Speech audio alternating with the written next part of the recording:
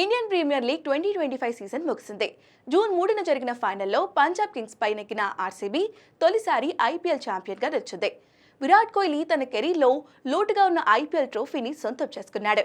కానీ భారత్, పాకిస్తాన్ దేశాల మధ్య ఉద్రిక్తతల కారణంగా ఐపీఎల్ వారం రోజుల పాటు వాయిదా పడ్డ సంగతి తెలిసిందే. అనంతరం మిగిలిన మ్యాచ్లన్నీ విజయవంతంగా పూర్తి చేసింది.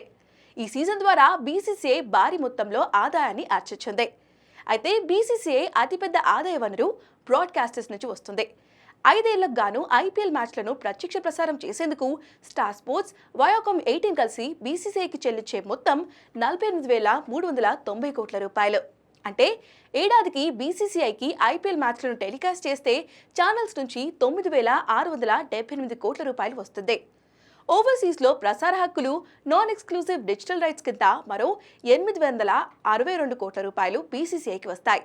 అంటే బీసీసీఐకి ఒక్క టెలికాస్ట్ రైట్స్ ద్వారానే ప్రతి సీజన్కు 10,540 కోట్ల రూపాయల ఆదాయం వస్తుంది. ఇక ఐపీఎల్ ప్రధాన స్పాన్సర్స్ అయిన టాటా ప్రతి సీజన్కు 500 కోట్ల రూపాయలను చెల్లించనుంది. ఇవి కాకుండా ఐపీఎల్ ఒఫీషియల్ స్పాన్సర్స్ అయిన మై11 సర్కిల్, రూపే, ఏంజల్ వన్ల నుంచి, స్ట్రాటజిక్ టైమ్అవుట్ స్పాన్సర్స్ నుంచి, official umpire partner, orange purple cap partner నుంచి కూడా బీసీసీఐకి డబ్బులు వస్తాయి. అలాగే ప్రతి జట్టు కూడా సీజన్కు 12.5% లైసెన్స్ ఫీజును బీసీసీఐకి చెల్లిస్తాయి. ఇక ఇతరత్ర ఆదాయ మార్గాలు కూడా ఉన్నాయి. అయితే 2023 సీజన్లో ఐపీఎల్ నుండి బీసీసీఐకి వచ్చిన ఆదాయం 16,493 కోట్లు కాగా 2024లో సీజన్కు అది కాస్త 20,686 కోట్ల రూపాయలకు పెరిగింది.